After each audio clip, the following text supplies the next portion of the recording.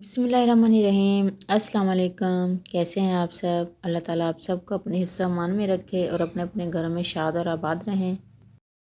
आज हम आपके लिए सिर्फ 2 इंग्रेडिएंट से ऑरेंज जैम और ऑरेंज जूस की रेसिपी लेकर आए हैं और जिसे आप 6 माह तक स्टोर भी कर सकते हैं। तो जल्दी कीजिए, ऑरेंज का सीज़न ख़त्म होने से पहले पहले बनाएं और रमज़ान में इसके मज़े उड़ाएं। इफ्तार में किन्नू का जूस बहुत मज़ा करता है और बहुत फ्रेशनेस मिलती है इससे। तो चलिए स्टार्ट करते हैं। इसके लिए हमने सबसे पहले 5 से 6 फ्रेश किन्नू लिए हैं। किन्नू को अच्छे तरीके से धो लें और धोने के बाद आप किसी भी मशीन से इनका जूस निकाल लें जिससे आपको इजी लगे।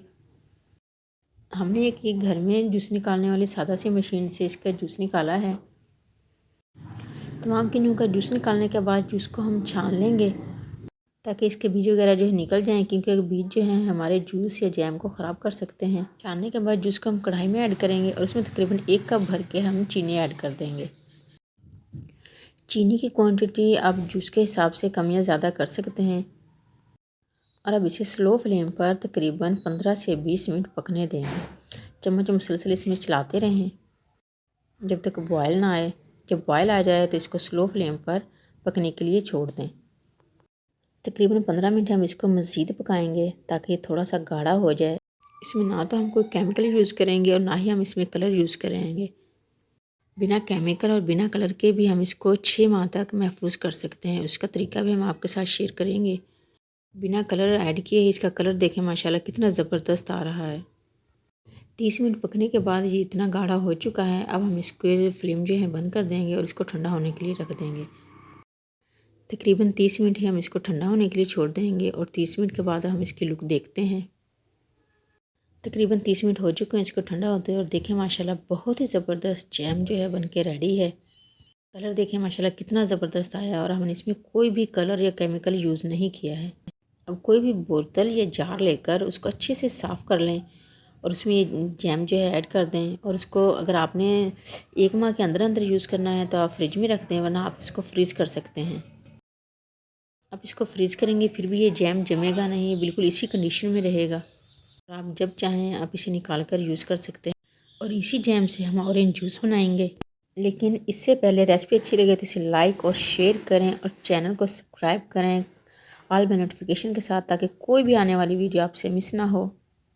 हमारे इस जैम को बने हुए तकरीबन 6 माह गुजर चुके हैं और हमने इसके फ्रीज़ किया हुआ था और देखें माशाल्लाह अभी तक इसके कलर और कंडीशन बिल्कुल वैसे ही है जैसे फ़्रेश जैम की है और अभी तक ये माशाल्लाह बिल्कुल फ़्रेश है।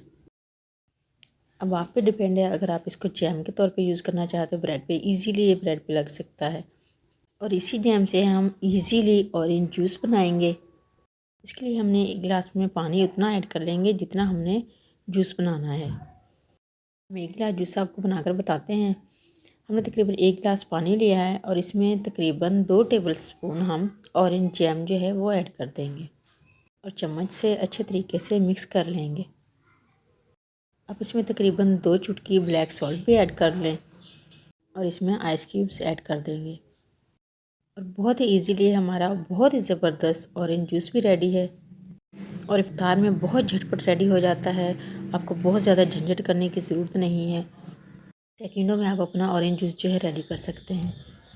बहुत ज़बरदस्त रेसिपी है, ट्राई ज़रूर कीजिएगा और ऑरेंज का सीज़न ख़त्म होने से पहले पहले ये बना लें और रमज़ान में इंशाल्लाह आपको बहुत आसानी होगी और ऑरेंज जूस से बहुत फ्रेशनेस मिलेगी। सबको दुआओं में याद रखें, सबकी दुआओं में शामिल रहें। अपना ढेर सारा ख्याल रखें। नेक्स्ट वीडियो तक के लिए अल्लाह हाफिज़।